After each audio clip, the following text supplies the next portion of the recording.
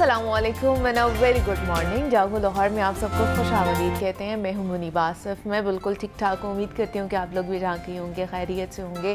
और जनाब आज का दिन भी आपका उसका बल्कि आगाज़ बहुत ही अच्छा हुआ होगा और पूरा दिन भी आपका इसी तरह गुजरेगा। बल्कि आज ये जो नया साल हम मना रहे थे और इस नए साल और इस महीने की आज 15वीं खूबसूरत सी सुबह है।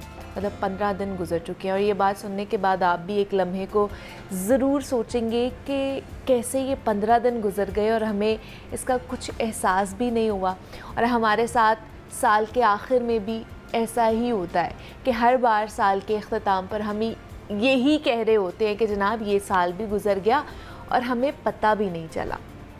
अब ये साल हमारी इस खाली जो जनरेशन है ना उसके लिए ख़ासा अहम साल है जो कि इस सदी के आगाज़ में पैदा हुआ है।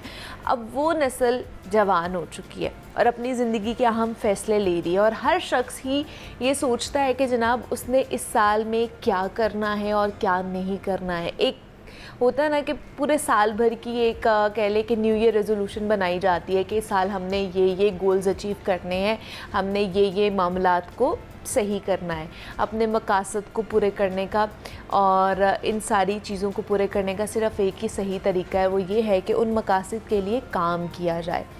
काम को खूबसूरत अंदाज में प्लानिंग के तहत कुछ टुकड़ों में बांट कर करना चाहिए। आपको पता है एट अ टाइम एक काम भी नहीं पूरा हो सकता है अगर वो बहुत मुश्किल है। अब सारा काम कभी भी एक बार नहीं मुकम्मल कर सकते हैं हमें सब्र के साथ एक एक कदम सोच समझ कर चलना पड़ता है और उसके बाद जाकर फिर कहीं हमें कुछ फल मिलता है उस चीज़ का। इसीलिए साल के बिल्कुल आगाज़ में ही हमें अपने टारगेट को लेकर बहुत ही वाज़े होने चाहिए कि हमने पूरा साल किस तरह के टारगेट्स अचीव करने हैं। क्योंकि अगर हम ये सोचकर बैठे रहेंगे कि ये तो साल का पहला महीना है और अभी तो पूरा साल बाकी है, तो आखिर में ये पूरा साल भी गुजर जाएगा और हमें कुछ भी मालूम नहीं हो सकेगा कि हमने वक्त अपना गुजारा कहाँ पर है। अपने इस कीमती वक्त को ना सिर्फ उस काम के लिए सर्व करें जहाँ पर आप अपना मुस्तकबिल देखते हो। हमें ये भी बात ज़हन में रखनी चाहिए कि हमने रोज़ाना की बुनियाद पर कितना काम करना है और किस तरह से हर दिन का जो छोटा छोटा काम है वो बाद में हमारे लिए एक बड़े ख़जाने की तरह बनकर सामने आएगा जो हमारे लिए बहुत फ़ायदेमंद साबित हो। आप दिन में जो कुछ भी करें मगर जो काम आपने अपने लिए एक मकसद के तहत सोच के रखा हो ना वो करें। उस पर कभी भी सुस्ती का शिकार नहीं होना चाहिए और ना ही हरदम उस एक काम के लिए लगे रहना चाहिए। क्योंकि ज़िंदगी बहुत तेज़ रफ्तारी से गुज़र रही है और एक कदम भी अगर हम पीछे रह जाएंगे ना तो उसका खुमियाजा भुगतने के लिए हमें बहुत ज़्यादा कह लें कि तगदो करनी पड़ेगी। इसीलिए कामयाबी के लिए ज़रूरी है कि हमेशा इस बात को ज़हन नशी किया जाए कि कल करे सो आज कर, आज करे सो अब कर। इट मीन्स कि जो आपको लगता है कि हमें कल करना चाहिए ना वो आज आप सोच लें कि आज हम क्यों ना उसको कर लें और जो आज आपने करना था उसको अभी से क्यों ना करना शुरू कर दिया जाए। जब आप फर्स्ट स्टेप लेते हैं ना तो वो जो पहला स्टेप होता है ना किसी भी चीज़ को करने का वो ही रिस्क होता है। हम रिस्क टेकिंग कह लें कि पर्सन्स नहीं हैं। हम बहुत ज़्यादा घबराते हैं अपनी ज़िंदगी में रिस्क लेने के हवाले से, लेकिन जो लोग ले लेते हैं ना फिर वो कामयाब भी होते हैं। बहुत सी ऐसी चैलेंजिंग सिचुएशंस हमें ज़िंदगी में फ़ेस करनी पड़ सकती हैं जिसमें हमें रिस्क लेना पड़ता है। तो सोच विचार करके हमें ज़िंदगी में आगे बढ़ना चाहिए। लेकिन ये जो मैं ये फिर भी कहूँगी कि 15 दिन गुजर गए हैं इस नए साल के भी, तो आगे भी इसी तरह ये वक्त गुजरता जाएगा। लेकिन उस वक्त को किस तरह अपने प्रोडक्टिव बनाना है इट डिपेंड्स ऑन यू। ये आप ही डिसाइड कर सकते हैं और कोई आपके लिए डिसाइड नहीं करेगा। खैर ये तो आज का हमारा पैगाम था जो हमने आपके साथ शेयर किया है। अभी आगे बढ़ते हैं, कुछ बात करने वाले हैं स्कूल गोइंग बच्चों के हवाले से। क्योंकि जिस्मानी और ज़हनी सेहत का कह लें कि बहुत ज़्यादा शिकार होते हैं, जहाँ पर उन्हें बहुत ज़्यादा स्टडीज़ का प्रेशर होता है जिसकी वजह से फ़िज़िकली एक्टिव नहीं रहते हैं, वो प्रेशर बहुत ज़्यादा फील करते हैं, इसी तरह वो मेंटली भी बहुत ज़्यादा ऑक्यूपाइड होते हैं, बहुत ज़्यादा टफ स्टडीज़ की वजह से, फिर एकेडमीज़ की वजह से, एक्स्ट्रा लोड उनके ऊपर डाला जाता है उसकी वजह से भी, तो कहीं ना कहीं उनकी प्रोडक्टिविटी भी मुतासर हो रही होती है, उनका जो फोकस स्पैन है वो भी मुतासर हो रहा होता है, बिकॉज़ बाकी सारी चीज़ें भी बहुत ज़्यादा हो रही है। या फिर कुछ बच्चे हैं जनाब, या तो वो बहुत ज़्यादा स्टडीज़ पे फोकस करते हैं, कुछ बिल्कुल नहीं कर पा रहे होते हैं, तो ये जो एक्सट्रीम है ये भी आपकी कह लें कि मेंटल हेल्थ को बहुत ज़्यादा मुतासर कर रही होती है। अब इसमें आपकी जो डाइट है वो कितना कह लें कि इम्पोर्टेंट जो रोल है वो प्ले करती है, वो भी बहुत ज़्यादा कह लें कि गौरतलब बात है। तो इन दोनों चीज़ों पर हमने बात करनी है कि साइकोलॉजिकली किस तरह इम्पैक्ट रखती है ये चीज़ें, और डाइटरी मॉडिफिकेशन किस तरह की कर सकते हैं, क्योंकि आपको पता है कि अभी स्कूल भी खुल गए हैं, बच्चे स्कूल भी जा रहे हैं, तो उनकी ज़हनी सेहत और जिस्मानी सेहत का ख्याल किस तरह रखना है, और उनको क्या देना है, क्या नहीं देना, और किस वक्त देना है, ये बहुत ज़्यादा ज़रूरी है। तो इस पर बात करने के लिए हमारे साथ डॉक्टर रिमशा शहजाद मौजूद हैं स्टूडियोज़ में, जो कि न्यूट्रिशनिस्ट हैं। रिमशा, आपको वेलकम कहते हैं जागो लाहौर में, कैसी हैं आप? ठीक है, थैंक यू सो मच, बिल्कुल ठीक। और इसके साथ साथ डॉक्टर एहसन सलीम ने भी हमें ज्वाइन किया है, जो कि क्लिनिकल साइकोलॉजिस्ट हैं। डॉक्टर एहसन, आपको वेलकम कहते हैं, कैसे हैं आप? ठीक है, थैंक यू वेरी मच, बहुत शुक्रिया। डॉक्टर एहसन, आप ही से स्टार्ट करूंगी। बच्चों का पढ़ाई में दिल नहीं लगता मतलब आजकल के बच्चे जो है ना, वो ना उनका पढ़ाई में दिल लगता है, वो कहते हैं जी हमें गैजेट्स दे दें, हमें फ़ोन दे दें, हमें लैपटॉप दे दें, हम बस उसके ऊपर ही ना अपनी हर एक्टिविटी में मसरूफ़ रहें। यहाँ पर ख़ासतौर पर सोशल मीडिया का जो बहुत ज़्यादा इम्पैक्ट है, टिकटॉक और ये सारी चीज़ों का, तो ये किस तरह हम उनको डाइवर्ट कर सकते हैं या उनकी माइंड मेकिंग कर सकते हैं? मैं लर्न एज के में जब बच्चे देखता हूँ तो उसमें ऐसे ही होता है कि जितने मेजॉरिटी पेरेंट्स हैं वो यही शिकायत करते हैं कि बच्चों की फोकस नहीं रहता। फोकस नहीं है, बिल्कुल। उसका आसान सा तरीका है, उसका ये तरीका है कि आप डिस्ट्रैक्शंस रिमूव करते हैं, फोकस वापस आ जाएगा। अच्छा। Gadget, screen time, mobile, laptops, iPads, उसकी रिमूव कर दें। अच्छा। फोकस वापस आ जाएगा। फिजिकल एक्टिविटी बढ़ा दें। लेकिन आज के बच्चों को हैंडल करना बड़ा मुश्किल है। उनको हम इस तरह भी नहीं कर सकते कि हर चीज़ उनकी छुपा दें और उनको कि अब वो आगे से जिद लगा के बैठ जाते हैं। उसके लिए ये कि उनके प्रोग्रामिंग करें, उनकी पूरी दिन की रूटीन पेरेंट्स को चाहिए वो डिटरमिन करें कि किस वक्त जाते हैं वो, किस वक्त शाम को पढ़ना है उन्होंने, और फिजिकल एक्टिविटी शाम को ज़रूर रखें ताकि वो जब उनका डोपामिन लेवल जब और सेरोटोनिन लेवल जब रिलीज़ होगा सही क्वांटिटी में, फिर वो हाइपर एक्टिव भी नहीं होंगे। और स्क्रीन टाइम की वजह से उनकी हाइपर एक्टिविटी बढ़ जाती है हमारी, जिसकी वजह से उनका फोकस जो है वो डिस्ट्रैक्ट हो जाता है। फोकस हमारा जो है वो डिफरेंट सेगमेंट्स पे डिस्ट्रीब्यूट हो जाएगा और फोकस पढ़ाई से ख़त्म हो जाएगा। इसकी सबसे बड़ी रीज़न ये होती है कि आप बच्चा साइमल्टेनियसली मोबाइल भी देख रहा है, शाम को उसने अपनी कार्टून्स भी देखने हैं, उसने ऐप्स भी यूज़ करने हैं, उसने वीडियो गेम्स भी खेलनी हैं, साथ साथ वो एक हाथ से पढ़ाई कर रहा होता है। बिल्कुल। और अब जब वो ऑनलाइन पढ़ाई शुरू हो गई है तो ऑनलाइन क्योंकि वो मोबाइल पे साथ लैपटॉप में स्क्रीन चल रही होती है, पीछे वो अपनी गेम्स खेल रहा होता है, तो वो फोकस कैसे पढ़ाई में लेके आएगा? तो मतलब ये उसको ग्राउंडेड कर दें, उसको ग्राउंडेड ना करें, उन पर बच्चों पर चेक रखें। अच्छा। उनसे दोस्ती करें बच्चों से, उनको अपना टाइम दें। पेरेंट्स को मेरा रिक्वेस्ट है कि अपना टाइम उनको प्रोवाइड करें ताकि बच्चों को पता हो यार कि मेरे पेरेंट्स हैं। मोबाइल तो मोबाइल कंपनीज का है, बच्चे आपके अपने हैं। क्योंकि मुझे याद है हमारे में, हम जब पढ़े होते थे, स्कूल गोइंग थे, तब ये गैजेट्स वगैरह नहीं होते थे, तो तब एक दो लग भी जाती थी अगर हम नहीं पढ़ रहे होते थे ना, तो तब माओ के पास और कोई ऑप्शन भी नहीं होता था सिवाय इसके कि भाई एक दो थप्पड़ लगा दिया और चलो पढ़ो। अब सख्ती कर दी, अब बच्चे के ऊपर सख्ती नहीं की जा सकती है। अब बच्चे के ऊपर सख्ती इसलिए नहीं की जा सकती है, वो फौरन बच्चा ये समझता है मेरी तो इमोशनल हेल्थ डैमेज हो जाएगी। ट्रू। और उसमें क्योंकि टेम्परामेंटल इश्यूज आ गए हैं बच्चों में, उनका टेम्परामेंट लूज होता है। जब डिफरेंट कलर्स इतनी रैपिडली चेंज होते हैं स्क्रीन टाइम में, स्क्रीन देखने से, तो उनका टेम्परामेंट अफेक्ट होता है। और टेम्परामेंटल इश्यूज उनको लाइफ लॉन्ग चलते हैं। और एकेडमिक कॉज जो है, एकेडमिक वीकनेसेस, वो वन ऑफ द रीजंस है जो सिम्टम हमें शो होता है इसकी वजह से कि जब डिफरेंट कलर्स वो स्विच होते हैं तो उनका ब्रेन उनको ऑक्यूपाई नहीं कर सकता है साइमल्टेनियसली, जिसकी वजह से उनके ऊपर हाइपर एक्टिविटी बढ़ जाएगी। जब वो हाइपर एक्टिविटी थोड़ी सी बढ़ती है तो फोकस डिस्ट्रैक्ट होना शुरू हो जाता है। ठीक है, तो रिमशा आप हमें क्या बताएंगी कि ये तो साइकोलॉजिकली तो इम्पैक्ट आ ही रहा है इस चीज़ का, डाइट में ऐसी कौन सी चीज़ें जो है वो हमारे बच्चों को उनका जो फोकस स्पैन है, ये जो बाकी चीज़ें हैं वो कम कर रहे हैं? बिकॉज डाइट भी उस तरह की हेल्दी डाइट तो नहीं बच्चे ले रहे होते हैं, घर में जितना मर्जी उनके पीछे भागो, लेकिन उन्होंने वही जो उनका मूड कर रहा होता है उन्होंने वही खाना, वही लेना होता है। एग्जैक्टली। अच्छा मुनीबा, इसमें 2-3 चीज़ों को मैं स्टार्टिंग में ही हाईलाइट करना चाहूँगी डॉक्टर एहसन की बात को कंटिन्यू करते हुए कि जैसे डॉक्टर एहसन ने बात की कि पेरेंट्स को बच्चों को खुद टाइम देना चाहिए, उसी को ही अगर हम कंटिन्यू करें कि आजकल अगर हम अपने बच्चों की डेली रूटीन को फोकस करें या उसको नोट करें तो बच्चों की ईटिंग हैबिट्स बहुत ज़्यादा ख़राब हो गई हैं। और उसकी वन ऑफ द कॉज ये भी है कि पेरेंट्स जो टाइम पहले इन्वेस्ट करते थे बच्चों का फूड खुद प्रिपेयर करने में, उनको खुद खिलाने में और हर चीज़ पे खुद चेक रखने में, वो चीज़ें अब नहीं हैं। अब हम पेरेंट्स की रूटीन अपनी बिज़ी है, बच्चों की रूटीन भी उतनी ही बिज़ी है। उसके रिज़ल्ट में ये हो रहा है कि बच्चों की डाइटरी हैबिट्स ख़राब हो रही हैं और एट द एंड हमारे पास जो बहुत ज़्यादा डेफिशिएंसीज रिपोर्ट हो रही हैं। जैसे कि हम बात करें अगर बच्चों के एकेडमिक इश्यूज़ की, कितने बच्चे एकेडमिक्स में कितना स्ट्रगल कर रहे हैं आजकल, जिसकी मेन रीजंस डाइट भी है, क्योंकि पुअर डाइट है खास तौर पे। एग्जैक्टली हम लोगों को लगता है कि शायद बच्चे ने पढ़ा नहीं है इसलिए बच्चा फेल हो गया, बच्चा फोकस नहीं कर रहा।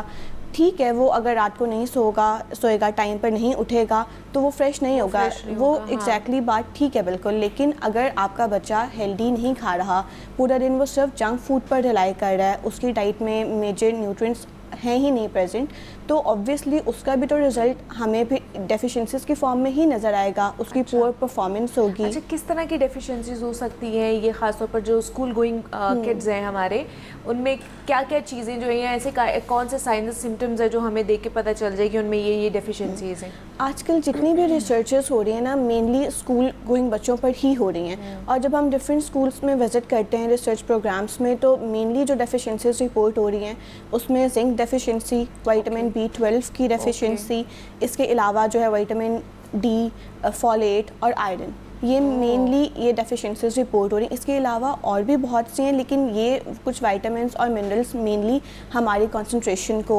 कॉग्निटिव डेवलपमेंट में और ब्रेन की प्रॉपर फंक्शनिंग में अपना रोल प्ले कर रहे होते हैं। तो अगर यही हमारी डाइट में प्रेजेंट नहीं होंगे तो बच्चों में जो मेजर लर्निंग डिसेबिलिटीज़ आ रही हैं आजकल, फॉर एग्जाम्पल डिसलेक्सिया बहुत ज़्यादा रिपोर्ट हो रहा है, उसकी one of the cause zinc deficiency भी है। सो पेरेंट्स को अवेयर करने की ज़रूरत है कि आपको सिर्फ सप्लीमेंट्स या सिर्फ बच्चे के सामने बुक खोल के रखोगे तो ही बच्चा नहीं पढ़ेगा। उसको आप हेल्दी डाइट दो, अच्छा इन्वायरमेंट दो, टाइम इन्वेस्ट करो, तो आपका बच्चा ओवरऑल आपको बेहतर रिजल्ट्स प्रोवाइड कर सकता है और बेहतर परफॉर्म भी कर सकता है। अच्छा, तो ये इतनी ज़्यादा आपने हमें बताई कि ये डिफिशिएंसीज हो सकती हैं, बट अगर बात कर ली जाए ब्रेन हेल्थ के हवाले से, तो कौन से ऐसे सप्लीमेंट्स या फिर मिनरल्स या विटामिन्स या वो फूड ग्रुप से ही हमें मिल सकते हैं, वो कौन से बेहतर है जो हमें उन्हें देने चाहिए? अगर हम स्पेशली बच्चों की बात करें ना, तो ये एज ग्रुप ऐसा होता है कि इसमें हम किसी भी चीज़ को रिस्ट्रिक्ट करने की ज़रूरत नहीं होती। अनटिल और अनलेस कोई ऐसी डिजीज़ हो या डिसऑर्डर हो, वो भी इस एज ग्रुप में बहुत कम रिपोर्ट होता है। तो हम बच्चों को मेजर जो हमारे फूड ग्रुप्स हैं वो हमारे पास होल ग्रेन्स हैं, डेयरी प्रोडक्ट्स हैं, फ्रूट्स हैं, वेजिटेबल्स हैं, हर चीज़ बच्चे को देनी चाहिए बैलेंस्ड अमाउंट में। उसमें से अगर हम मेनली टारगेट करें ब्रेन के लिए, जो हमारे ब्रेन बूस्टर्स जिनको हम कहेंगे, उसमें हमारे पास आ जाते हैं नट्स, डार्क लीफी वेजिटेबल्स जैसे कि स्पिनच है, उसमें हमारे पास आयरन कंटेंट बहुत ज़्यादा होगा। इसके अलावा नट्स में हमारे पास ओमेगा 3 है, जिंक है। फ्रूट्स की अगर बात करें मेनली, तो जैसे कि वाटरमेलन है, सिट्रस फ्रूट्स हैं, वो फ्रूट्स जिनका वाटर कंटेंट ज़्यादा है, उसको हमने इसलिए फोकस करना है बिकॉज वो आपकी बॉडी को डिहाइड्रेशन से प्रिवेंट करेंगे। अगर माइनर डिहाइड्रेशन भी होगी बॉडी में, उसके रिजल्ट में हमारा ब्रेन प्रॉपर फंक्शनिंग छोड़ देता है अपनी। कॉग्निटिव डेवलपमेंट आपकी डिले हो जाती है, जो एट द एंड जिसके रिजल्ट्स में हमें फिर डिफरेंट एफिशिएंसीज मिलेंगी, बच्चे की परफॉर्मेंस बेहतर नहीं होगी स्कूल में, वो बिल्कुल एक बैक बेंचर बन के रह जाएगा।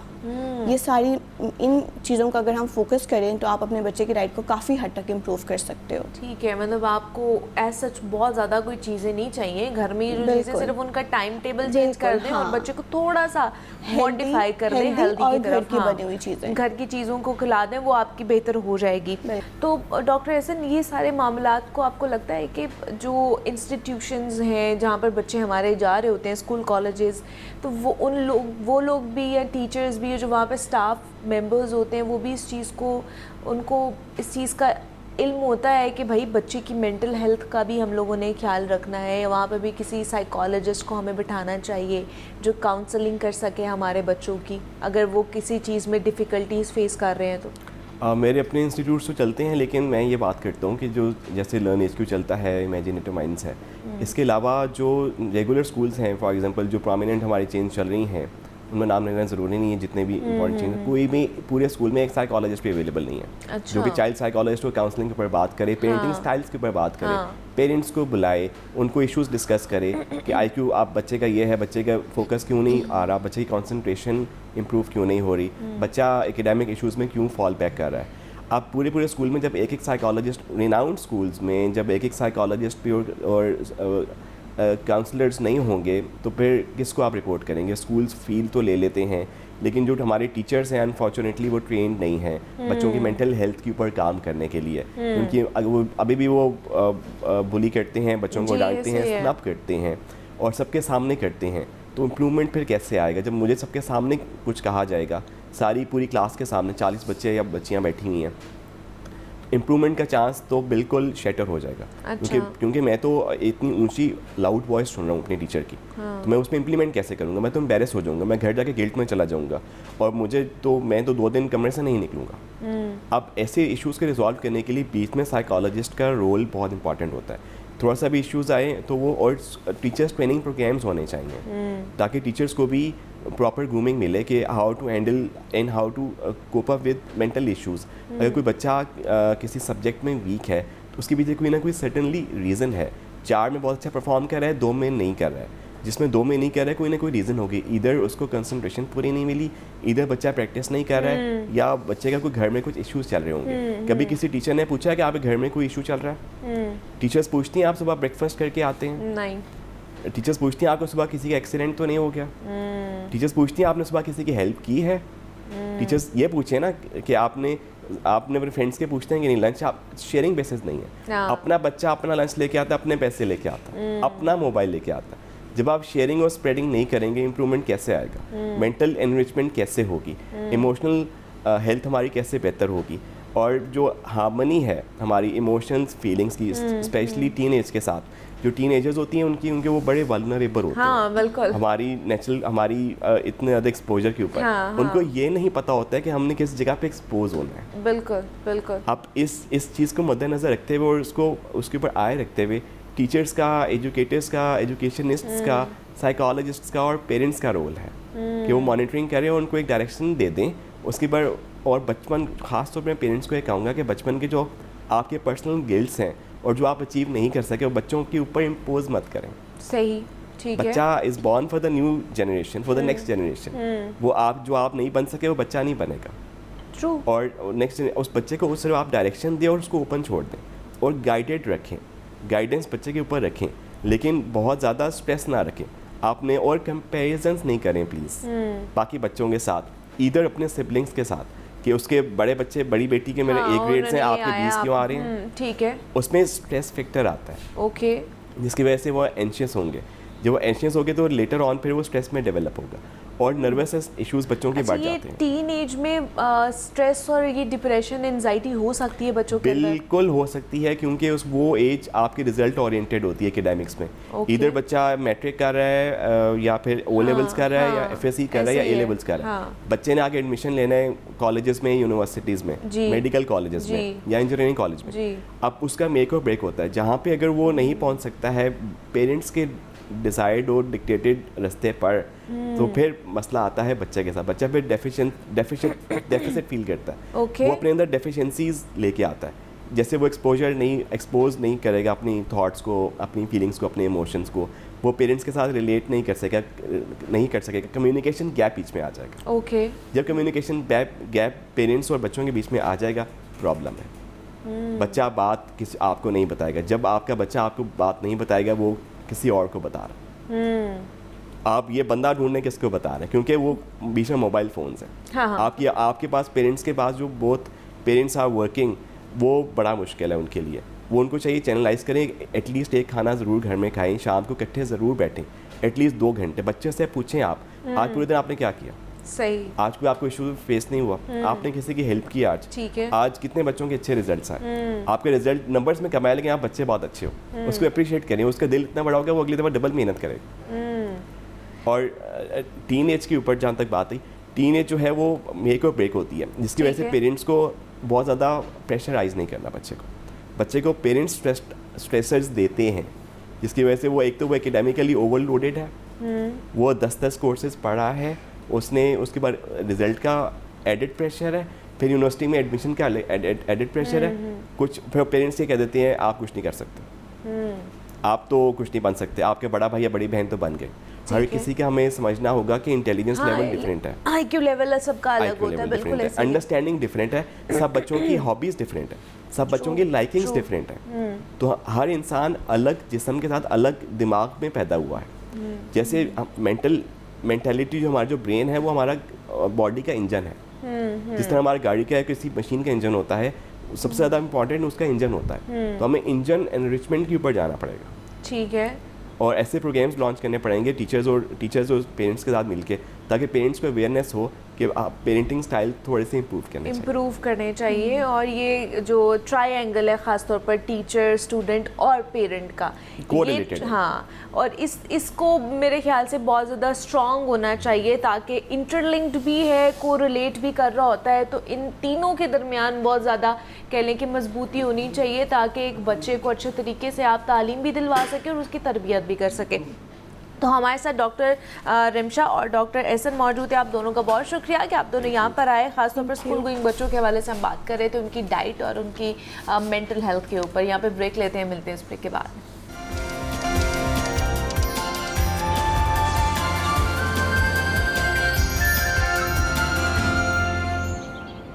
वेलकम बैक टू जागो लाहौर। जनाब, अब कुछ लाहौर से ही मुतालिक की बात कर लेते हैं। आपने देखा होगा कि जनाब लाहौर की जो कनाल है वो इस वक्त बंद है, उसमें पानी नहीं है, क्योंकि लाहौर कनाल की भल सफाई हो रही है और उसमें बड़े पैमाने पर मुबैना तौर पर करप्शन का इंकशाफ भी हुआ है।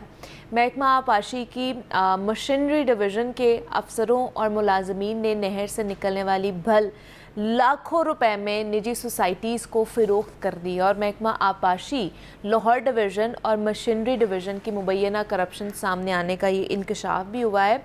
जो नहर से निकलने वाली जो कह लें कि मिट्टी होती है ना, उसको फ़रोख्त कर दिया जाता है निजी सोसाइटीज़ में। अब इसके ख़िलाफ़ क्या कार्रवाई की जाएगी, कौन कौन से जो अनासर हैं वो कह लें कि इसमें मुलव्वस हैं, कितने की दिहाड़ी लगाई जाती है, इस पर भी बात की, क्योंकि हर साल ये जो नहर को बंद किया जाता है, पूरी कैनाल को बंद किया जाता है ताकि उसके अंदर से जो गंद है वो निकाला जाए, सफाई की जाए, लेकिन इसमें भी करप्शन, अनोखी ही कहानी हमारे सामने हर दफ़ा आती है। तो इस पर बात कर लेते हैं, फिर हम कुछ लिस्कों के मुतालिक भी बात करने की कोशिश करेंगे। तो जनाब, इस पर बात करने के लिए राना फ़ाहद हमारे साथ स्टूडियोज़ में मौजूद है, नुमाइंदा लाहौर न्यूज़ है। फ़ाहद, आपको वेलकम कहते हैं जागो लाहौर में। कैसे हैं आप? ठीक है जी, बिस्मिल्लाहिर्रहमानिर्रहीम। बहुत शुक्रिया जी, अल्हम्दुलिल्लाह। आप ठीक हैं? आप? मैं भी बिल्कुल ठीक ठाक। फ़ाहद साहब, सफाई के लिए हमें तो लगता था कि ये किनाल को बंद किया जाता है, उसमें से पानी निकाला जाता है, और फिर जब साफ़ सफाई हो जाएगी किनाल की और फिर उसमें पानी जो है ना वो खोल दिया जाएगा। इसमें भी करप्शन होती है? बिल्कुल जी, इसमें बहुत बड़ी करप्शन है, और इसमें ऐसे होता है कि वो किए कराए पे पानी फेर देने वाला साहब होता है इस पर। इसमें ये होता है कि नहर जो है वो हर साल लाहौर कनाल समेत जितनी भी महकमा आबपाशी के ज़ेर इंतज़ाम जितनी भी नहरें हैं ना, वो तमाम की तमाम एक ख़ास औकात में बंद होती हैं, जिन्हें सर्दियों में यानी कि आप कह दें तो उनका एक टर्नओवर होता है। अच्छा। 20 दिन के लिए, 25 दिन के लिए। अगर मौसम ख़राब है, बारिशें हो गई हैं, तो फिर वो उसकी टाइमिंग बढ़ जाती है। अक्सर औकात जो लाहौर कैनाल है ये दिसंबर के जो है ना वो शुरू में बंद होती है और जनवरी के शुरू तक ये बंद रहती है, और उसके बाद जो है वो उसकी सफाई शुरू कर दी जाती है। आपने देखा नॉर्मली जो गुज़िश्ता साल है उनमें दिसंबर के एंड पे बारिशें शुरू हो जाती हैं, जी। जिसकी वजह से ये इसका टर्नओवर जो है ना वो अक्सर औकात बढ़ जाता है बंद रहने का। अब होता क्या है इसमें, इसका जो ठेका होता है वो ये होता है कि एक तो इसमें से भल निकालनी है, दूसरा इसकी सफाई करनी है, इसका एक बजट होता है पूरा। अच्छा। ठीक है, हर साल इसका बजट होता है, और बजट इसका ये नहीं होता कि 10 लाख 50 लाख 20 लाख नहीं, करोड़ों रुपए में बजट होता है। करोड़ों रुपए का बजट होता है, सिर्फ वो जो मिट्टी भल निकालनी है उसके अंदर से। मिट्टी भी भल भी निकालनी है उसमें से, उसकी मेंटेनेंस भी करनी है, उसके जो किनारे हैं उनकी भी मेंटेनेंस करनी है, और इसके साथ साथ उसकी सफाई सारी करनी है। जो उसमें कूड़ा करकट फेंकते हैं लोग, वो सारा क्लियर करना है। ठीक है। अच्छा, ये सारा ठेका होता है। ठीक है। ये होता क्या है कि जिन अब भल जो होती है ना, भल वो होती है देही इलाकों तक। अच्छा। यानी कि मैं आपको एक छोटी सी मिसाल दे देता हूँ कि आप समझ लें कि हरबंसपुरे तक इस केनाल में भल होगी। ठीक है। ज्यादा मतलब मट्टी होगी ना? हाँ जी, मट्टी होगी। मट्टी को कहते हैं भल। जो नहरी मट्टी होती है, जो नहर के अंदर मट्टी चली जाती है, उसको भल कहते हैं। और ये भल पानी के साथ साथ ही आती है अक्सर औकात ना। तो क्योंकि नहर बड़ी दूर से निकलती है, उससे ये जब जो मट्टी होती है वो भी साथ साथ आती रहती है और भल भर जाती है। उससे क्या होता है, एक तो जो है वो नहर में भल की सतह बढ़ जाती है और पानी की रवानी मुतासर होती है, इसलिए इसको हर साल साफ किया जाता है। अच्छा, होता क्या है कि मैं जैसे मिसाल दे रहा हूँ कि हरबंसपुरे तक जो है वो पीछे सारा देही इलाका शुमार होता है ज़्यादातर, वहाँ तक भल ज़्यादा होती है। आगे आके भल कम हो जाती है, कूड़ा क्रिकेट ज़्यादा हो जाता है। अच्छा, ठीक है। आप ये नॉर्मली देखें, गुज़िश्ता कई साल से मैं तो इसको ऑब्जर्व भी कर रहा हूँ और इस हवाले से खबरें भी दे रहा हूँ कि गुज़िश्ता कई साल से जहाँ तक भल होती है वहाँ तक इसकी सफाई हो जाती है। अच्छा। उसकी वजह यह है कि भल निकाल के बिक जानी है। अच्छा। आगे जो एरिया है, जो शहरी इलाका है, हरबंसपुरे से ठोकर न्याज बेग तक, उसमें कहीं कहीं वक्फे पर दिखावे के लिए जो है वो हल्की फुल्की सफाई की जाती है। उसके बाद वैसे का वैसे ही सूरत हाल होती है और पानी छोड़ दिया जाता है। अच्छा, मतलब वो वाली जगह साफ नहीं की वो जाती जगह ही नहीं, है। कूड़ा क्रिकेट साफ ही नहीं किया जाता। अच्छा। अब उसका होता क्या, अब वो कौन जाके चेक करेगा उसके नीचे, पानी के नीचे Obviously, पानी आ गया। हाँ। ठीक है। तो ये हर साल करोड़ों रुपए की करप्शन होती है सिर्फ इस भल सफाई के नाम पर। ये तो सिर्फ लाहौर की बात कर रहे हैं हम, ठीक है ना। पीछे आप देखें जितनी भी नहरें हैं, उन सब नहरों का यही सूरत हाल है। और ये जो ब्रेक खबर हुई है, इसके हवाले से मैं आपको बताऊं कि ये जो महकमा आबपाशी की अपनी ही एक डिवीजन है, मशीनरी डिवीजन। ये ठेका है उसके पास इस दफ़ा। इस दफ़ा ठेका मशीनरी डिवीजन का था। सारी मशीनरी जो है वो अच्छा, मशीनरी डिवीजन उसका नाम क्यों है, क्योंकि सारी मशीनरी जो है वो उनके पास है। अच्छा। यानी कि बड़े डंपर हैं, ट्रक हैं, उसके बाद वो ट्रॉलियां हैं जिन पे भल डालनी है। अपनी मशीनरी है। हाँ जी, सारी महकमा आबपाशी की अपनी मशीनरी है। उसके ज़रिए ये सारी जो बाला है ये निकाली जानी है। अब इस वक्त सूरत हाल ये है, एक तो जो लेवल रखा गया था बाल सफाई का कि इस लेवल तक, यानी कि अगर 10 फुट तक निकालना था तो वो लेवल नीचे चला गया है। वो मुख्तलिफ मुकामात से 12 फुट तक चला गया, यानी कि मैं मिसाल दे रहा हूँ। अच्छा। ठीक है। यानी कि जो लेवल रखा गया था कि इस लेवल तक भल निकालनी है, वो उससे भी नीचे चले गए सफाई के मामले। हाँ जी, उन्होंने पूरा सफाया कर दी, उससे भी ज्यादा निकल गया।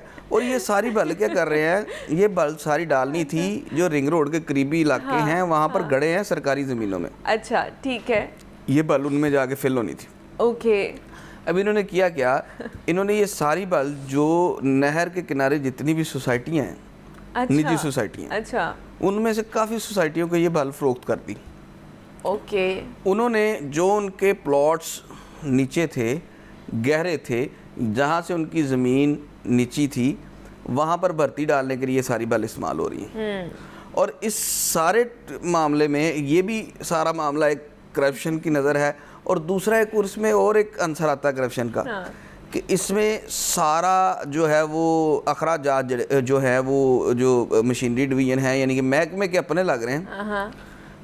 पेट्रोल, अच्छा, डीजल, जितना भी अमला काम करने वाला है, बल निकालने वाला और बल आगे जाके डिलीवर करने वाला, उनको भिजवाने वाला, अच्छा, आगे देने वाला बल, वो भी महकमे का अपना, वो सारा महकमे का अपना है। अच्छा, ठीक है। मतलब होम डिलीवरी भी कर रहे हैं। होम डिलीवरी भी कर रहे हैं, और जो उसका क्या नाम है, बल भी दे रहे हैं और घर जाके दे रहे हैं। ले लो जी आप, होम डिलीवरी कर रहे हैं। सारे अखराजात महकमे के अपने लग रहे हैं। खैर, इस पे एक जो है वो एंटी करप्शन में एक एप्लीकेशन भी गई है और उस पे इंक्वायरी भी शुरू हो रही है एक आध दिन में। अच्छा, जो मामला और इसमें आपको लगता है कि जो बड़े बड़े अफसरान जो महकमा आबपाशी में बैठे होंगे, जो सरबराह होंगे, उनका भी कहीं ना कहीं मुलव्वस होंगे? वो देखें जी, अफसर के बगैर तो ये काम हो ही नहीं सकता।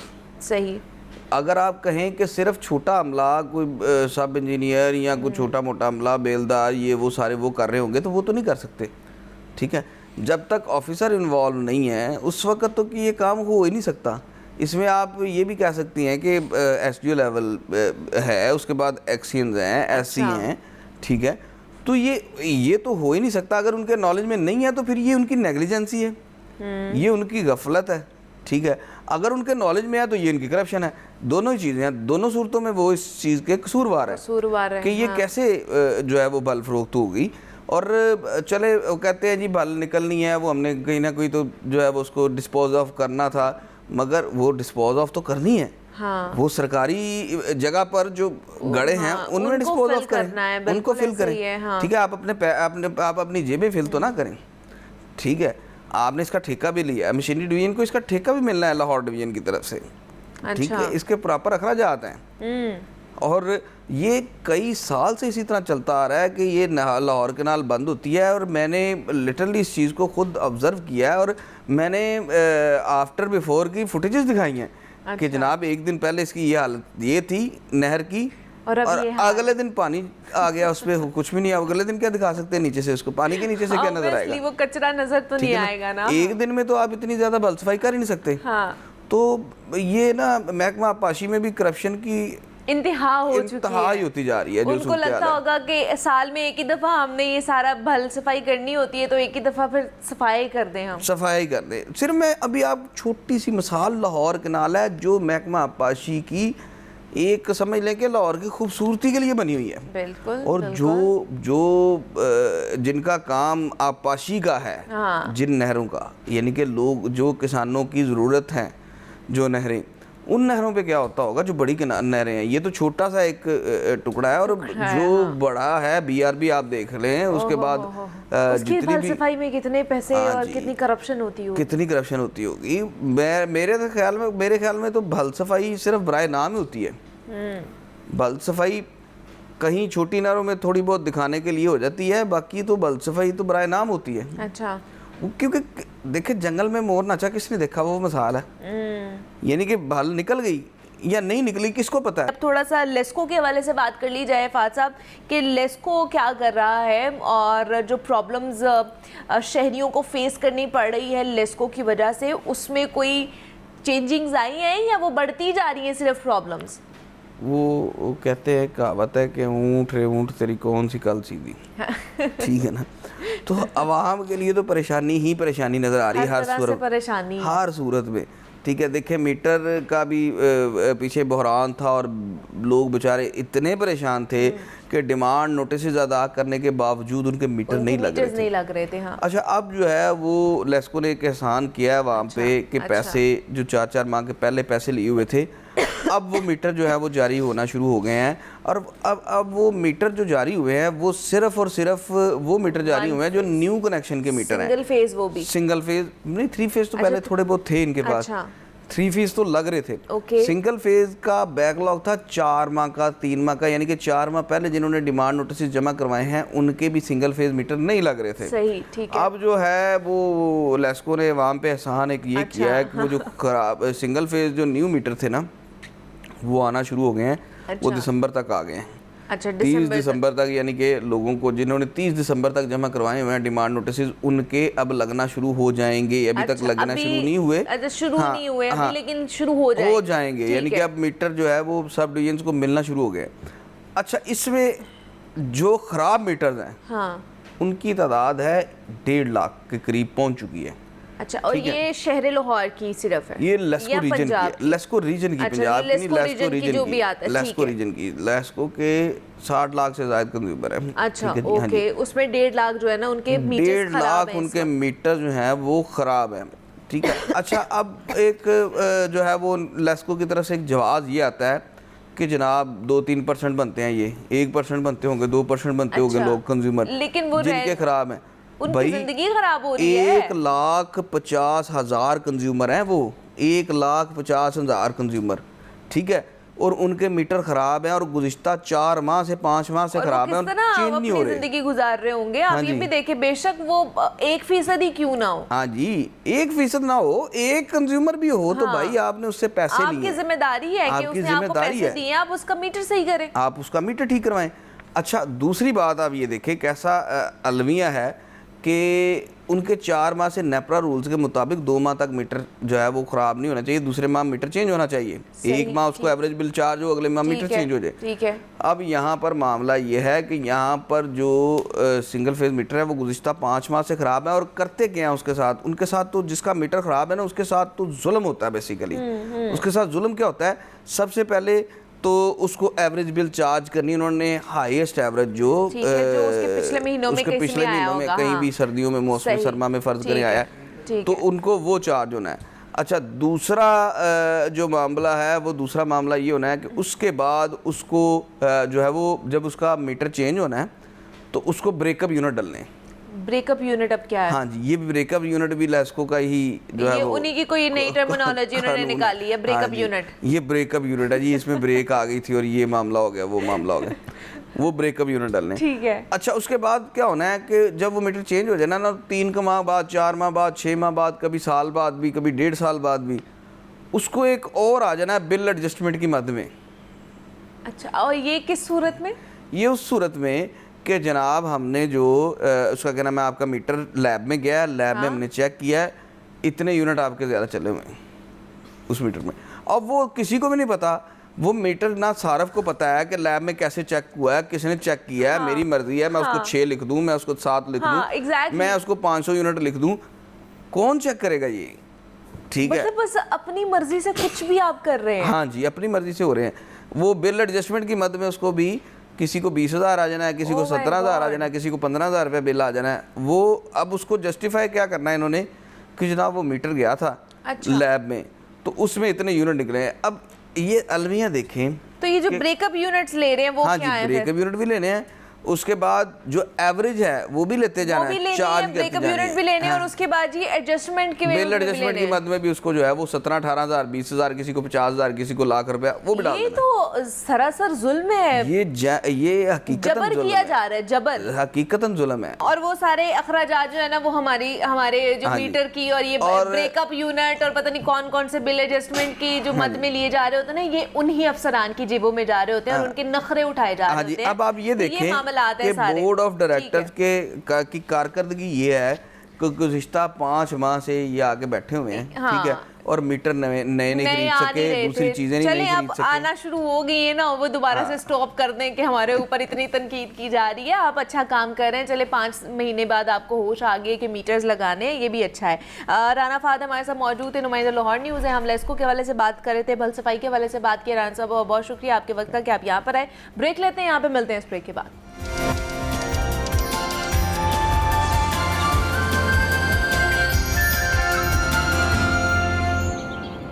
वेलकम बैक टू जागो लाहौर। जनाब, अभी भी हमने लाहौर से मुताल्लिक की बात करनी है क्योंकि जनाब लाहौरी हैं और लाहौर से मोहब्बत ही बहुत है। और अगर आप लाहौर में रहते हो और आप लाहौर की तारीख़ी मकामात का आपने रुख ना किया हो, ऐसा हो ही नहीं सकता। लेकिन फिर भी मैं ये कह सकती हूँ कहने के अंदाज़े से कि बहुत सारे जो हमारे ऐसे लाहौरी हैं जिन्होंने हमारी आधी से ज़्यादा जो तारीख़ी मकामात हैं उनका अच्छे तरीके से टूर भी नहीं किया होता, उन्हें पता भी नहीं है। अगर नई जनरेशन की बात की हो तो वो भी नहीं उनको लेकर जाते हैं ताकि पता चल सके कि जनाब हमारा ताल्लुक़ कहाँ से था, हमारी तारीख़ क्या है। बड़ी ही खूबसूरत तारीख़ है हमारी, और अगर आपने तारीख़ जाननी होती है तो आप तारीख़ी मकामात का रुख करते हैं। तो आज भी हमने बादशाही मस्जिद की बात करनी है क्योंकि बादशाही मस्जिद को दोबारा से रेनोवेट किया जा रहा है। उसके जहाँ पर कोई पत्थर की मसला था, नए लगाने थे टाइल्स, या फिर जो गुंबद अगर ख़राब हो गए थे उनको दोबारा से मतलब नए सिरे से पूरी बादशाही मस्जिद को रेनोवेट किया जा रहा है। तो इसमें कितना काम मुकम्मल हो चुका है, कब तक मुकम्मल हो जाएगा और इसके ऊपर कितनी लागत आई है और क्या इसमें कुछ नया हमें देखने को मिलेगा नहीं मिलेगा, इस पर हमने इन डिटेल में बात करनी है। और इस पर बात करने के लिए हमारे साथ सुहेल कैसर साहब मौजूद हैं स्टूडियोज़ में, उनसे बात करते हैं। सुहेल साहब, आपको खुश आमदीद कहते हैं जागो लाहौर में। कैसे हैं आप? शुक्रिया, ठीक ठाक है, आप सुनाइए। शुक्र अल्लाह का, मैं भी ठीक ठाक। सुहेल साहब, बादशाही मस्जिद, जिस तरह मैंने बात की है कि हमें अगर अपनी तारीख देखनी होती है ना तो हम तारीख़ी मकामात का रुख करते हैं, वहाँ जाके हमें पता चलता है कि अच्छा ये तारीख़ है, हम यहाँ से ताल्लुक़ रखते हैं। बादशाही मस्जिद इज़ वन ऑफ देम। तो क्या वहाँ पे जो तामीराती काम शुरू हुआ है, रेनोवेशन, मुकम्मल तौर पर सारी चीज़ों को चेंज किया जा रहा है? अच्छा, उस पर बात करते हैं। अभी आपने कहा कि बड़ी दिलचस्पी होती है तारीख़ से हमें, और जो माजी हमारा गुजर चुका होता है। एक फ्रांसीसी माहिर आसार कदीमा थे, तो मेरी एक दफ़ा उनसे शाही किले में बात हुई। अच्छा। तो मैंने उनसे ये पूछा, मेरे जहन से उनका नाम निकल रहा है अनफॉर्चुनेटली, तो मैंने उनसे ये पूछा क्या आप वीरानों में जाकर तो वो खुदाइयाँ करते रहते हैं और ढूंढते रहते हैं? तो उन्होंने ना बड़ी सारी दिलचस्प बातें की। उनमें से कुछ बातें मुझे याद रह गई, काफ़ी पुरानी बात है। उन्होंने कहा बात यह है कि हर इंसान जो होता है ना, वो अपने माजी में गहरी दिलचस्पी रखता है, और वो चाहता है कि जो उसका माजी छुपा रह गया है ना, वो परतें वो उल्टे, वो जाने, सोचे, समझे और देखे कि वो कहाँ से आए हैं। सही। और उसकी आप एक मिसाल देख लें कि अभी इंडिया तो खैर हमें वीज़ा नहीं देता, पाकिस्तान इंडियंस को फिर भी वीज़ा दे देते हैं। तो वो लोग जो यहाँ से माइग्रेट करके भारत चले गए थे, अब उनके बच्चे आकर देखते हैं, अच्छा मेरे वालिद साहब इस घर में रहते थे, मेरी माँ इस घर में रहती थी, हालांकि वो यहाँ पैदा नहीं हुए। लेकिन हम सोशल मीडिया पर देखते हैं कि जब वो लोग यहाँ पर आते हैं, अपने आबाई घरों को, अपने वालिदैन के घरों को जाते हैं, तो किस तरह वो खुशी से निहाल होते हैं। मतलब एक इमेजिनेशन होती है, अच्छा मेरी माँ यहाँ पर बैठकर चरखा काटती होगी, मेरी माँ यहाँ पर बैठकर रोटी पकाती होगी, वगैरह वगैरह। तो ये एक दिलचस्पी होती है हमारी माजी में। इस चीज़ का सबूत है कि हम कितनी दिलचस्पी रखते हैं। हमारे यहाँ से भी बहुत सारे लोग वहाँ पर जाना चाहते हैं, अपने आबा अजदाद की जो मुकाम, जहाँ पर वो मकानात वगैरह हैं, वो देखना चाहते हैं। लेकिन उधर से ज़रा अभी मोहब्बत की थोड़ी सी कमी है। वो एक पंजाबी फिल्म मैंने देखी थी, उसका बड़ा मशहूर इंडियन पंजाबी फिल्म थी, मिट्टी दा पुतला मिट्टी नूं रोंदा ते गुम गए घरां दे बाहर नहीं, आटे दियाँ कोई चिड़ियाँ नूं आखो कि उड़ के आ जाओ एक बार नहीं। मतलब ये है। जब हम ये भी आपने बादशाही मस्जिद की बात की, तो ये भी हमारी तारीख़ का एक ऐसा हिस्सा है कि जो हमें वो उस दौर में तकरीबन 1600 का जो दौर है वहाँ पर झांकने का मौका फराहम करता है। और बादशाही मस्जिद के हवाले से अगर मैं ये कहूँ कि लाहौर के माथे का ये झूमर है, तो ये गलत नहीं होगा। क्या शानदार खूबसूरत आर्किटेक्चर उसका, बहुत सादा सी है बहुत। हाँ, मतलब उसमें कोई बहुत ज़्यादा कोई फैसिन, मतलब वो उसको कह लें कि तराशा या बहुत ज़्यादा उसको चमक दमक और वो नहीं है, लेकिन बड़ी खूबसूरत लगती है। आप देखें तो यही वजह है कि आप देखें कि बहुत से दुनिया के जो ममालिक के मुहक्किकीन हैं, जो माहिरीन आसार कदीम हैं, वो कसरत से आते हैं यहाँ पर, बादशाही मस्जिद का जायज़ा लेते हैं, इसको देखते हैं और फिर सर धुनते हैं कि अच्छा यार इतना खूबसूरत आर्किटेक्चर, ये भी मुग़लों का कमाल है और स्पेशली औरंगज़ेब का कमाल है। इसको इसीलिए आलमगीरी मस्जिद भी कहा जाता है, क्योंकि 1671-72 में ये तामीर हुई थी और औरंगज़ेब आलमगीर ने इसको तामीर करवाया था। आलमगीरी मस्जिद के नाम से भी जानी जाती है। और अभी आप देखें कि जो भारत में दिल्ली की जामे मस्जिद है, वो सेम इसी का एक परतो नज़र आती है कि इसकी जिस तरह कोई 30-40 सीढ़ियाँ चढ़ के आप ऊपर जाते हैं, बिल्कुल वैसी दिल्ली की जामे मस्जिद। रकबे का थोड़ा सा फ़र्क है, लेकिन बाकी आर्किटेक्चर उसका सारा सेम, मुमासलत रखती है, बहुत ज़्यादा मुमासलत रखती है। यहाँ से आगे बात बढ़ाने से पहले मैं ये भी आपको बता दूं कि एक मोती मस्जिद भी है शाही किले में। तो ऐसी ही मोती मस्जिद इंडिया में भी है, और सेम बिल्कुल जिस तरह की ये मस्जिद है, उसी तरह की वो मस्जिद है। तो बहुत सारी चीज़ें इस हवाले से भी मुमासलत रखती हैं कि जो यहाँ पर है वो भारत में भी है। अब हुआ ये कि 1671-72 में इसकी ये तामीर हुई, और उसके बाद से आपको पता है अब कई 100 साल गुजर चुके हैं। दरमियान में गाहे बगाहे इसकी मरम्मत भी होती रही, लेकिन उस पैमाने पर शायद एक मौके पर इसकी बड़े पैमाने पर दोबारा से मरम्मत की गई थी, तज़ीन और आइश की गई थी, उससे इसकी हालत काफ़ी बेहतर हुई, लेकिन उस बात को भी काफ़ी अरसा गुजर चुका है। अब वक्त गुजरने के साथ अगर आपने कुछ अरसा पहले बादशाही मस्जिद का विज़िट किया हो, मैंने विज़िट किया था, तो मैंने देखा कि उसका जो मेन हॉल है उसके ऊपर कुछ दरारें सी नज़र आना शुरू हो गई थी। उसका जो पत्थरों की हालत है वो बड़ी खस्ता हो चुकी थी। उसमें जो थोड़ा बहुत फ्रेस्को वर्क है वो मांद पड़ता चला जा रहा था। सो बहुत अच्छी बात है जी, पंजाब हुकूमत ने इसका नोटिस लिया, स्पेशली महकमा औकाफ ने इस पर बड़ी तवज्जो दी और हमने भी कुछ रिपोर्ट्स ऐसी चलाई कि जिन पर इस बात कहा गया था जी कि इस तरफ तवज्जो दें। ये बड़ा तो उन्होंने फिर एक 350.57 मिलियन रुपए का एक मंसूबा जो है वो बनाया और इसकी तज़ीन व आराइश की ज़िम्मेदारी दी गई वर्ल्ड सिटी अथॉरिटी को। ठीक है, ओके। क्योंकि उसकी एक्सपर्टीज़ हैं इसमें कि आप इसको रेनोवेट करें। 2022 में इस मंसूबे पर काम शुरू हुआ था।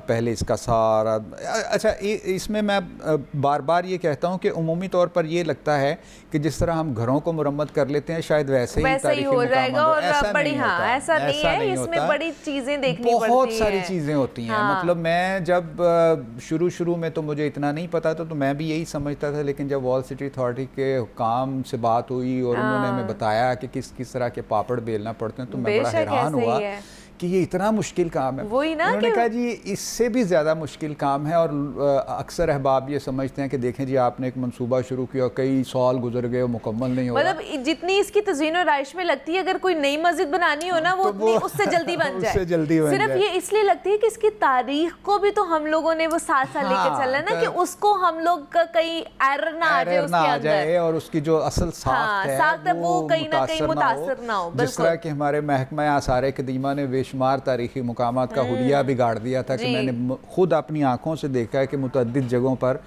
मरम्मत के नाम पर सीमेंट थोप दिया गया और मतलब बुरे हाल, और उन्होंने आने वालों का काम मज़ीद बढ़ा दिया कि पहले अब वो आप सीमेंट खुरचें फिर उसकी वो सारा करें।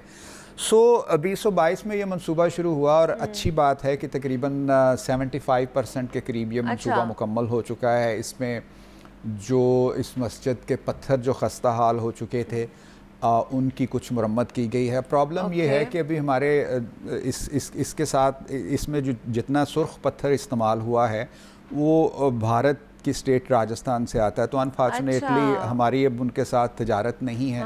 तो ये एक बड़ी हर्डल इसमें है कि तो इस वजह से भी लगता है कि डिले है थोड़ा बहुत। डिले के अलावा अब उसकी फ़िलहाल तो उसकी मरम्मत ही हो सकती है, मरम्मत की जा रही है। शायद कोई डायरेक्ट इनडायरेक्टली कहीं से मतलब मंगवा लिया तो उसको फिर तब्दील किया जाए, क्योंकि ये तमाम पत्थर वहीं से आया था जब उसको सुर्ख पत्थर जो है इसका। उन पत्थरों की हालत को बेहतर बनाया जा रहा है, इसके जो चैम्बर्स हैं उनको बेहतर किया जा रहा है। फिर इसका जो बड़ा दरवाज़ा है वो भी काफ़ी खस्ता हाल हो चुका था, उसकी बेहतरी पर भी काम जारी है। तो जब हमने ये देखा तो हमें बहुत अच्छा लगा, क्योंकि इस कोशिश ये की जा रही है कि जो इसकी असल साख्त है, जो एक शक्ल है, वो मुतासर ना हो। ठीक है।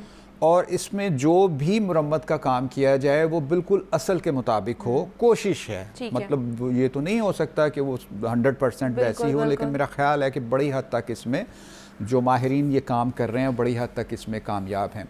लेकिन उससे पहले 2022 में अमलन इस मंसूबे पर काम नहीं शुरू हुआ था, बल्कि उससे पहले इसका सारा दस्तावेज़ात का जो काम मुकम्मल किया गया, इसकी हिस्ट्री कलेक्ट की गई, इसमें देखा गया कि कौन सी चीज़ के लिए कौन सी चीज़ कहाँ से मंगवाई गई, उसके पूरे पैटर्न का जायज़ा लिया गया। तो इसमें फिर काफ़ी अरसा लग जाता है। उसमें कुछ जो दीगर महकमों के माहिरीन हैं उनकी भी मदद हासिल की गई कि आप भी आकर हमें असिस्ट करें। और फिर उसके बाद जब तमाम ये होमवर्क मुकम्मल कर लिया गया तो फिर इस पर अमलन काम शुरू कर दिया गया। और अब जैसे हमारे नाज़रीन ये सामने देख भी रहे हैं कि वो काम चल रहा है मुरम्मत का और इसकी ताज़ीन और आइश का। ये इस वक्त इसकी तमाम सूरत हाल है और मुझे उम्मीद है कि जब ये मंसूबा मुकम्मल हो जाएगा, रवां साल जून में जी एक्सपेक्टेड है कि इसको मुकम्मल कर लिया जाएगा। तो जब ये मुकम्मल होगा तो इसको कहा जा सकता है कि कई मज़ीद सदियों तक के लिए ये एक शानदार मज़ीद महफूज हो जाएगी, प्रिजर्व कर लिया जाएगा। लेकिन इसमें एक बड़ी अहम जो बात है, जब भी तारीख़ के किसी नक्श के हवाले से इस प्रोग्राम में बात होती तो हम अपने नाज़रीन से ये ज़रूर कहते हैं कि ऐसे जो तारीख़ के नकूश हैं उनकी हिफाजत करना सिर्फ हुकूमत का या इदारों का काम नहीं है, ये पहले हमारी ज़िम्मेदारी है कि जब हम यहाँ पर ऐसे मुकामात पर जाते हैं तो इसका ख्याल रखें कि किस तरह से हम इसकी हिफाजत कर सकते हैं, मतलब किस तरह इसको साफ़ सुथरा रख सकते हैं। ऐसा नहीं है कि आप नान चने शॉपर में डाल कर ले जाएं, बैडमिंटन फुटबॉल साथ लेकर चले जाएं और पान खाते हुए जाएं और वहाँ पे पिचकारी मारते हैं, जगह जगह पिचकारियाँ। फिर एक और बड़ी बात है, वो अक्सर दीवारों पर नाम लिख देते हैं, टेलीफोन नंबर लिख देते हैं, तो ये एक बड़ी बदतहजीबी की मिसाल समझी जाती है। हाँ, अलबत्ता ये ज़रूर है कि अगर हम माजी के मुकाबले में आप देखें तो सूरत हाल बहुत बेहतर नज़र आती है। लोग आहिस्ता आहिस्ता अहबाब जो हैं वो इस बात की अहमियत को समझने लगे हैं। इसीलिए आप देखिए कि किसी दिन मैं आपको बल्कि जो प्रोग्राम के प्रोड्यूसर हैं उनको कुछ ऐसी तस्वीर दूंगा जो कुछ 100 साल पुरानी हैं, जो अंग्रेज़ों के दौर में बनाई गई, और तब शालामार बाग या बादशाही मस्जिद कैसी नज़र आती थी, अब कैसी नज़र आती है। तो जब ये हम तस्वीर देखते हैं तो उनमें वाज़े तौर पर ये नज़र आता है कि अब उनकी हालत पहले से बेहतर है। उसकी वजह ये है कि जितनी मुस्लिम सलातीन की जो तारीख़ी इमारत थी या मसाजिद थी, क्योंकि जब मुग़लों की हुकूमत ख़त्म हुई तो अंग्रेज़ आ गए और इस पूरे ख़ित्ते में पंजाब से ले पूरा पंजाब और फिर अटक और फिर दरियाए सतलुज तक वो महाराजा रंजीत सिंह की हुकूमत थी। तो इसलिए ना इनकी हिफाजत की तरफ कुछ ज़्यादा तवज्जो नहीं दी गई, बल्कि नुकसान पहुँचा था इनको। सही, ठीक है ना। मुग़लों के दौर में जो उनकी शान शौकत ऐसे मुकामात की तो उसका जवाब नहीं था, लेकिन जब फिर दूसरे इक़्तिदार में आए तो फिर उन्होंने इसको महफूज करने की कोशिश की, की। मिसाल वज़ीर खान बारादरी है, ये अजायब घर के बिल्कुल पीछे, ये मुख्तलिफ ये फ़ौजी छावनी के तौर पर इस्तेमाल होती रही, घोड़े बांधे जाते रहे, रहायशगाह के तौर पर इस्तेमाल होती रही। तो सिखों ने भी यही कुछ बेशतर जो इमारत हैं उनके साथ किया। जब सिखों के दौर में हम आते हैं तो सिखों में महाराजा रंजीत सिंह के बाद क्या स्यापा पड़ा रहा था आपस में एक दूसरे को। महाराजा खड़क सिंह का बेटा नौनिहाल सिंह, सब एक दूसरे को कत्ल करते रहे। तो ये तारीख का हिस्सा होता है।